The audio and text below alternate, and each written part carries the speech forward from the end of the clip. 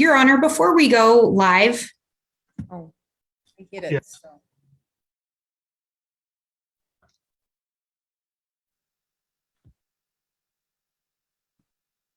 All right, the live stream is starting on this matter. Let me just go ahead and call the case CR 22-21-16-23 State versus Chad Guy Daybell. Mr. Daybell's here present, represented by his attorney, John Pryor.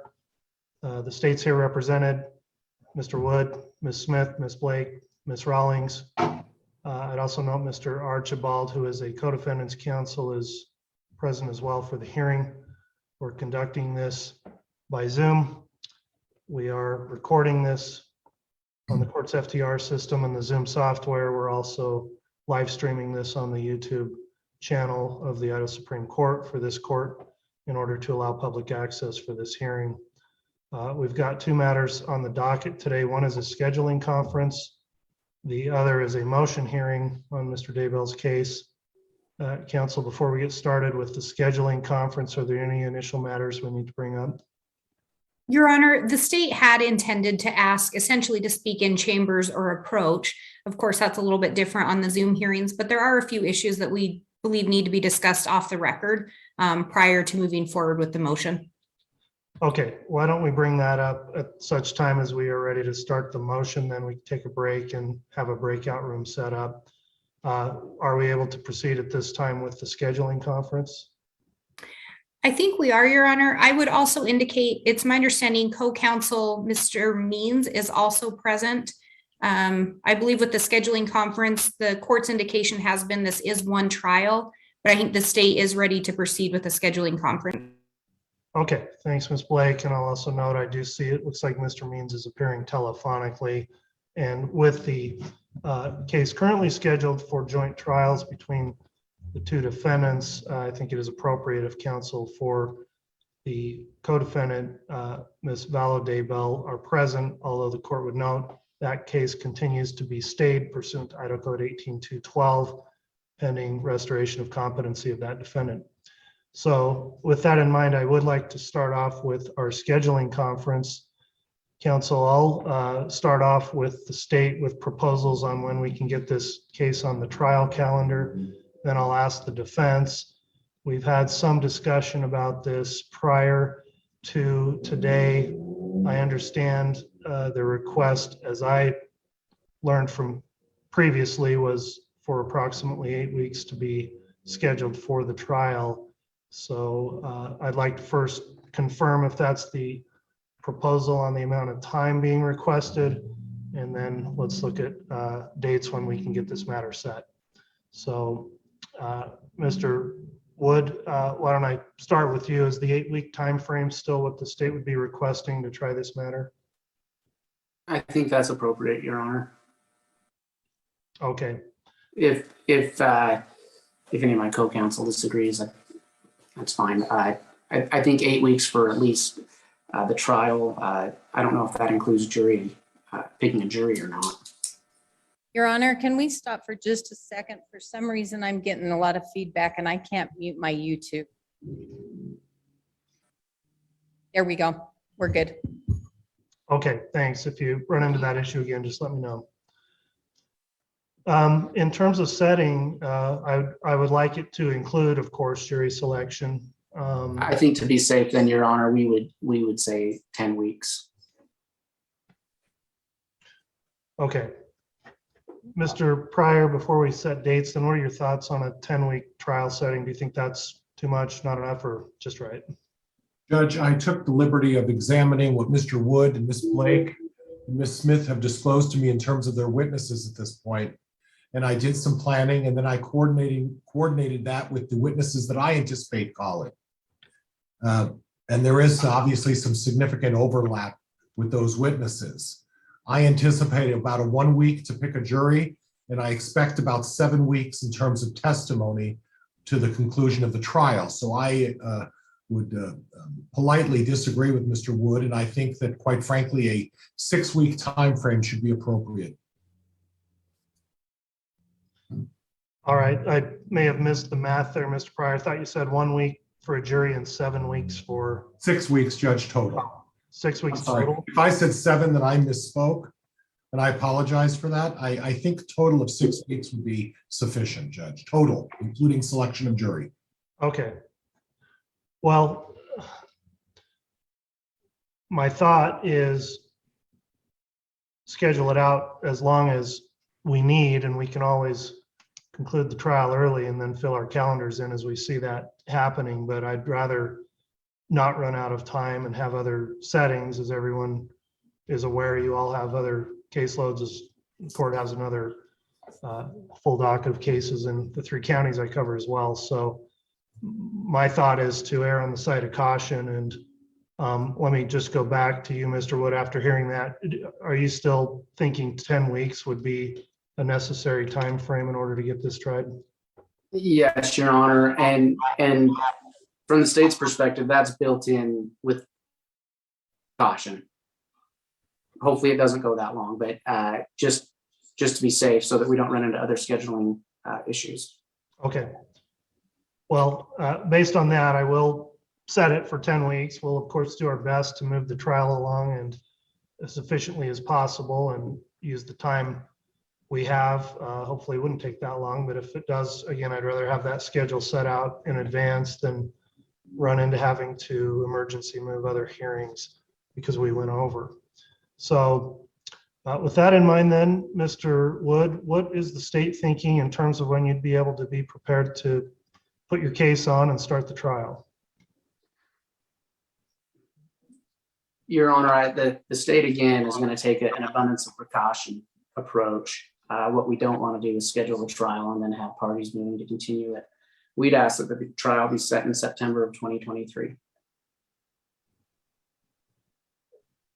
September of 2023, so a year and 10 months.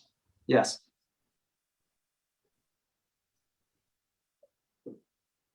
Mr. Pryor, what are the thoughts on behalf of your client for starting the trial? Well, Judge, I guess what I'm doing is I'm presuming that since Mr. Daybell's been in jail for about 1.5 years, Mr. Wood has probably provided me all of the discovery. At least I would hope he has by this time. I know I just got a recent batch again, a 3rd supplemental last week. But I would think after all of this time before charging Mr. Daybell, he would have had all of the discovery gathered and he would have provided it to me by now.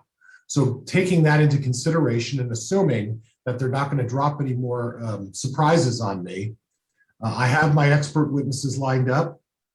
I have what I need to do. I will be disclosing all of my witnesses to Mr. Wood shortly. And my preference is to start the trial in October of 22. All right, well, obviously there's a big difference here.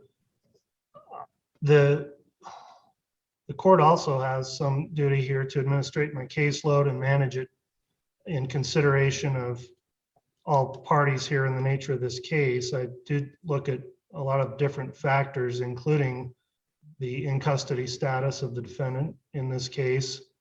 I understand there was a waiver of speedy trial. However, there is still an obligation of this court to provide a trial as soon as possible, especially and in particular where defendants remain in custody. September 2023, quite frankly, seems really distant for me. And I guess, Mr. Wood, I would like some additional information about why the state believes an almost 2-year delay from now until the time of trial would be necessary. Can you give me some explanation as to why we would need to wait that long? Partly, one, Your Honor, is an abundance of caution. Two, as we've looked at other similar cases, very high-profile, complicated cases, these trials usually take 2 to 3 years to get. These cases usually take 2 to 3 years to get to trial. We have a lot of issues with taking care of if we are going over to Ada County. That is an extremely tedious thing for the state to have to do. That's not something that can happen overnight. So there's a lot of factors, Your Honor. It's going to take a lot of time for the state to coordinate that. That's why we're asking for that time. And again, we think with that date, it's not going to get continued. It goes. Everyone's ready to go. I would quickly note, Your Honor, where it is still a joint trial, like the state thinks it would be appropriate to ask Mrs. Daybell's counsel when they think trial would be appropriate.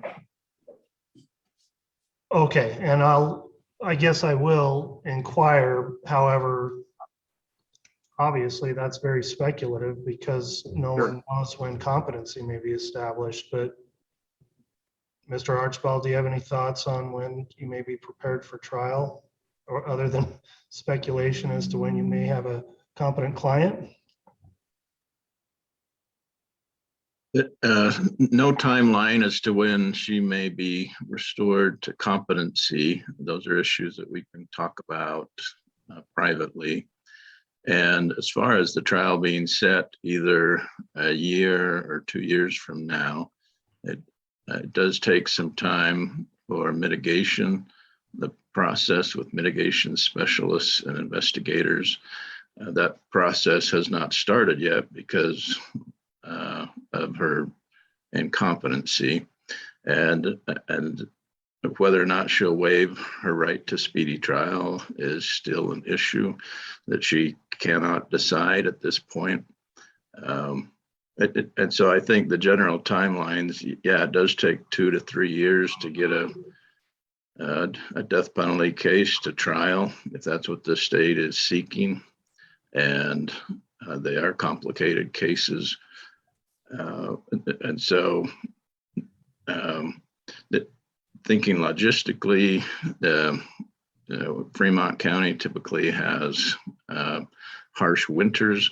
So I would just not want it set in November, December, January, February, March. Those are typically difficult seasons for a lot of traveling if there's witnesses coming back and forth. Judge, I'd like to respond if I may. Go ahead. Judge, I noted that Mr. Daybell's been locked up for a year and a half. Ms. Vallo's been locked up for a couple of years. And with all respect to Mr. Archibald, it's not Mr. Daybell's fault that Mr. Archibald has not started any mitigation process. It's not Mr. Daybell's fault that they may not be able to get their expert witnesses lined up. I would assume for the last several months, that's what they've been doing because they haven't had to file anything else. So they've got 10 months from now to have a trial. And I think that that's more than sufficient time, given the fact that for a year and a half, there's been at least from my perspective, a battle to try to get all of the discovery. Now, if Mr. Wood decides and Ms. Smith and Ms. Blake decide to dump some more discovery, then that'll be an issue that I'll address with the court. But I'm assuming now that after all of this time, that I have all the information that they intend to use in this case. And given that, I can't fathom how Mr. Daybell should be kept in jail for another 2 years, awaiting his opportunity to offer his explanation of this case. And because Mr. Wood doesn't think that he can get ready in that much time. And frankly, he made a representation when I asked for a continuance and waived speedy trial that he was ready for trial. And he's made that representation to this court. Now, if that was an inaccurate statement that Mr. Wood made, that's fine. But he did make that representation in open court that he was ready for trial. So now if he's saying 2 years later now, because Ms. Vallo's locked up, and he doesn't know what's going to happen with her. And I suspect that's what the reason is. And that's not a legitimate reason to delay it for Mr. Daybell. He wants his trial and he wants his opportunity to present his case. All right, thanks, Mr. Pryor. The scheduling of the case is, of course, a matter of discretion for the court. And I've considered the positions laid out here by all sides. Quite honestly, my hope was to have this case tried in 2022. I'd note that while the case at bar here was started in May of this year, it was initially Mr. Daybell was taken into custody and arrested in related case that stemmed first and went into this case. And that occurred back in June of 2020. So that was almost 18 months ago. So even if we looked at a 3-year setting from when he was initially charged, we still wouldn't be to the fall of 2023. And I understand the burden. Well, I won't say I understand it. I've been a prosecutor before, not on a case like this, but I understand it's a huge undertaking, would require a lot of time and preparation, and I want to afford the state that opportunity. But I also have to weigh that against the interests of a defendant to have a timely trial, waiver of speedy time or not. And so in consideration of all of that, I've also done some checking of my own with calendars, coordinating things with Ada County, where this trial is scheduled to occur. And I've determined then that an appropriate time to be looking for trial will be in January of 2023. So that will still provide 14 months of preparation time from now going forward. There's other motions I understand still need to be litigated that could impact things and need to be scheduled as well, in particular the motion to sever. But in terms of setting trial, I do want to get it on the docket. There's a lot of planning that goes involved, a lot of scheduling issues, and I don't want to be looking at the prospect of having to move the trial once it's set. So upon all those considerations then, counsel, I'd ask that you start looking at your calendars right now and let's see what would be available in terms of a commencement date in the month of January 2023. And Judge, without permission to speak up, I will make a representation to the court that whenever the court decides to set it in January, February, or March of 23, I will be available for whatever the dates the court decides. All right. I would propose a starting date of January 9th.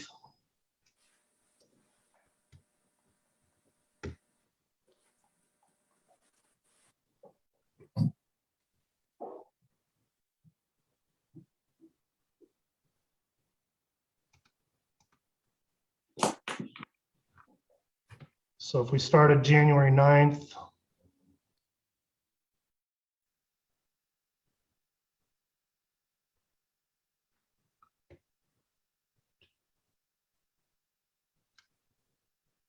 Your Honor, the state's one concern with January is travel back and forth. Mr. Pryor himself has said that our officers can travel back and forth, so that's a position he's taken. I'm sorry. That puts us that could very easily put us in a bind. I think even moving it to late February would be a lot more appropriate. Judge, I think January is going to be fine. We're basically dealing with highway traffic. And having been dealing with this for the last 18 months, traveling between, and quite frankly, really visiting with Mr. Daybell quite frequently in the last 18 months, it's not as difficult of an accommodation as it seems to be suggested. Well, I highly disagree with that. Okay, that's fine. again, it's a speculative issue. Some winters, the interstates are clear all through January. Sometimes it's a nightmare getting from here to Boise. We don't know and can't predict that. It's one factor to consider, but the court would consider that where the trial would be occurring in Ada County, the climate there is much more mild than it is in Fremont County. That alleviates some of that concern.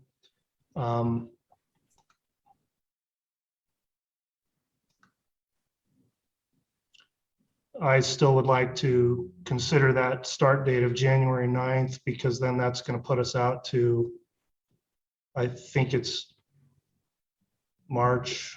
If we wanted 10 weeks, then that would be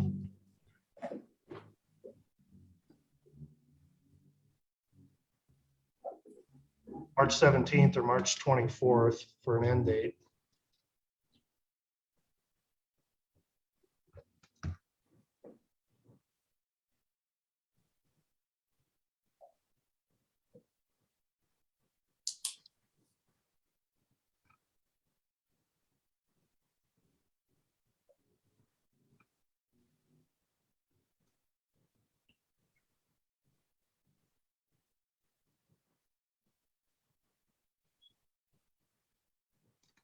I believe that had put it through March 17th, if I'm counting up all the weeks correctly.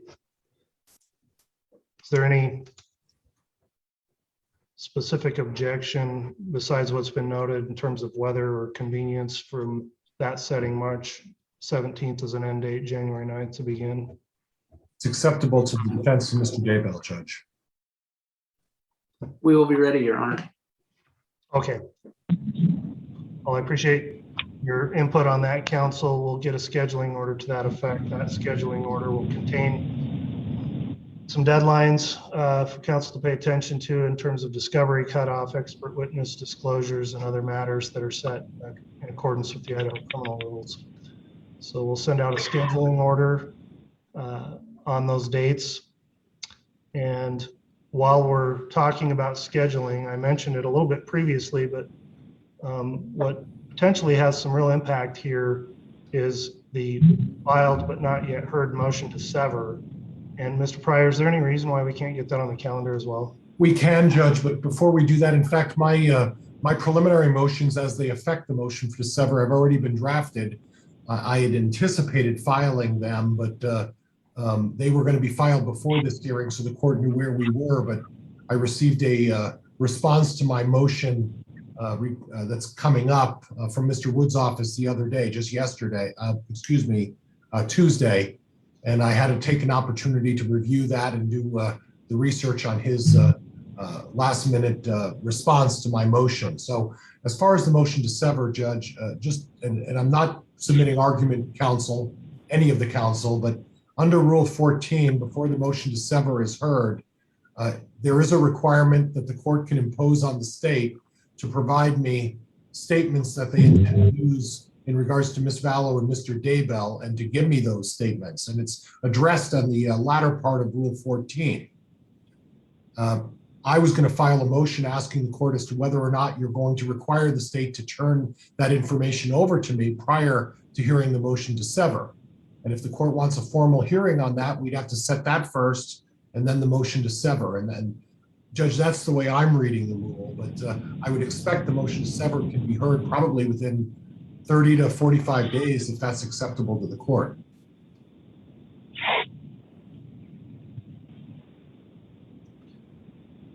All right. In lieu of setting the hearing on that today, counsel, just be aware that I do want to get that on the calendar under Rule 14. If you think a preliminary motion is required, Mr. Pryor, file that motion. We I can will get do that that, heard- Judge. we get that heard on a shorter time frame, and then we can look at getting the actual motion to sever calendared, and I'll bring that up with counsel at a later date. I would like to hear that sooner than later, as again, that's going to impact potentially the trial in this case. So Judge, if the court wants to set a time for my preliminary motion on the severance per Rule 14 that talks about the statements that both co-defendants would be used by the state against each of them, and the requirement, and it's not, and excuse me, Judge, it's up to the court to decide whether they're going to require the state to provide me those. That's what my preliminary motion would be, and I can have that ready at any time if it's a concern that we need to get the severance issue heard. So if the court wants to set that motion today, I would gladly entertain that and make sure that by either day's end or by tomorrow, I have my request for that information done promptly to this court. So I'll entertain if the court wants to set a hearing on that right now. all right. At this point, I'm going to interject for a moment. I think we're getting some feedback. I think it's probably coming from Mr. Means, who's not on mute. Mr. Means, thank you. Counsel, in terms of a potential hearing date coming up on a motion, we could have either December 22nd or 29th available. Your Honor, we'd like to see that motion before we agree to a time that we, Okay. if we need to respond to it. Well, they are going to see it, Judge. Today's the 3rd, or excuse me, today's. Well, I don't have it yet, Mr. Pryor. You're Yeah, right. Mr. You'll Pryor, get it. if it hasn't been filed yet, I'm not going to set it for hearing. Right. Just pencil on, if you want to get a hearing set, I've got the 22nd and 29th. Get the motion filed, and then we'll look at an appropriate time for a setting once it's been Okay. filed. But I agree with the state. If it hasn't been filed yet, we don't need to set it for hearing. Okay. All right. I think that will conclude then the issues relating to the scheduling of the trial in this case. We've next got a motion, and I understand council would like a sidebar with the court, which will be conducted in the form of what's called a breakout room, where we'll be off, well, we won't be off the record because I'll have the court reporter record what is stated in the breakout room, but we will not be broadcasting that to the public on the YouTube stream. So, Madam Clerk, if you could please set up a breakout room for all council. Then once you see that invite, we'll do that, confirm that it's not being live streamed, and then we will discuss the preliminary issues to that.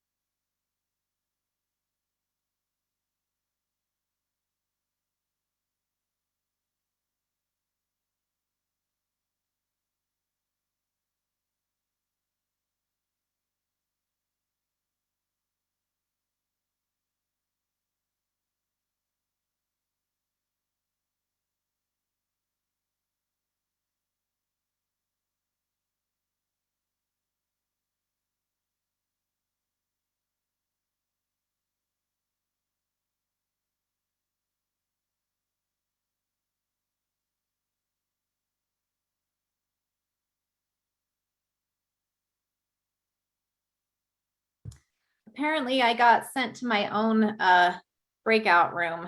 I don't know what happened.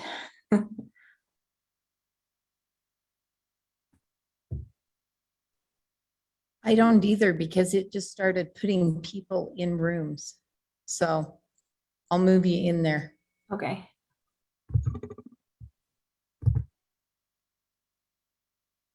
And I'm just staying out since I'm screen sharing.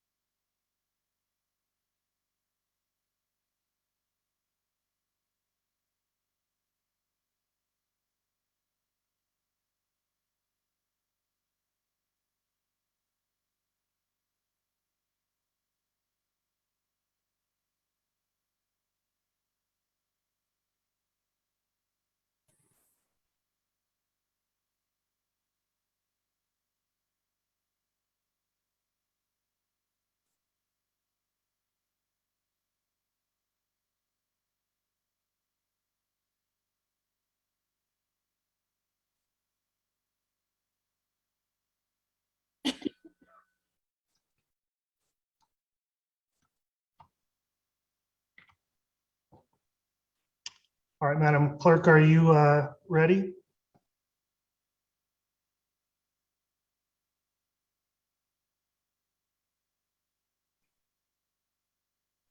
Sorry, I was muted. Yes, we are ready. Okay, thank you. Is the court reporter ready? Yes, Your Honor. Okay, thank you. We're back on the record on this case, State versus Daybell. We had a discussion with the court reporter, but not live streamed. Based on the content of a lot of that discussion, the court does find grounds for closing and sealing that portion of the proceedings based on the fact that the discussion in large part entailed issues related to the competency and treatment of the co-defendant, Ms. Fallow Daybell, in case CR 2221-1623. I would note that all counsel were present for that hearing, section of the hearing, including her counsel, Mr. Archibald and Mr. Means. So the court does order the sealing of that part of the record of these proceedings. What we got to were the issues raised in these motions that were filed. In the companion case that I just mentioned, 1623, Mr. Means filed a motion on October 27th. And then as a response partially to that motion, the defendant here today, Mr. Daybell, and his counsel filed their motion on November 5th, titled "The Motion for Discovery Concerning Events That Were Revealed in Lori Vallow's Motion," dated October 27th, 2021. There was a hearing scheduled on the matter today. After discussion with counsel, the courts determined that it's not yet a ripe issue to bring before the court for several reasons. One, and chief among them, is the fact that additional facts were submitted in the form of an affidavit in the 1623 case, to which Mr. Pryor has not been made privy because that was a sealed affidavit. That was filed at the request of the Department of Health and Welfare through counsel. The court would note that that counsel is not here and available for the hearing today, and there's a few questions that need to be determined. Number one, the question of whether or not the stay in effect in the 1623 case pursuant to Idaho Code 18211 and 18212 would prohibit a hearing on the issue. And I have to do some research and determine whether or not it's appropriate to have a hearing in that case based on the stay being in effect. The second issue then would be whether or not the information disclosed through that affidavit should be revealed on a limited basis to Mr. Pryor and his client as it relates directly to their motion. And I'm not going to make that determination until I've had an opportunity to receive the Department of Health and Welfare's thoughts on that through their counsel that filed the pleadings. So we're going to need to continue this hearing to sort through those issues and allow additional counsel from the Department of Health and Welfare to be involved. The court will consider the matter under advisement, understanding the objections that have been raised by both defendants, and go through the issues of both the stay and the involvement of the Department of Health and Welfare. At such point, we would likely have another hearing scheduled that would join the two motions to a single hearing for efficiency purposes. We don't have the capability currently of setting that hearing for today until I get through the other issues about the stay. So with that in mind, then the court is going to vacate today's hearing on that motion. It'll be continued to a later date to be determined by the court with assistance of counsel and looking at their calendars. So I believe that's where we're left for the day. Mr. Pryor, it was your motion I was just discussing. Do you have any questions or anything else you need to raise before we conclude this afternoon? Nothing further, Your Honor. Thank you for the explanation. All right, thank you, Mr. Pryor. Mr. Wood and Ms. Blake, do you have anything? Nothing further on this today, Your Honor. Thank you. Thank you. Okay, I think that will conclude the matters that were scheduled for today's hearing. Then we'll get together with counsel to determine a future date for the next hearing. And again, we'll set forth the scheduling order will be filed in the case as well. So I appreciate everyone's attendance today. That will conclude the hearing and we'll be in recess. Thank you, Judge. Thank you, Judge. You're welcome.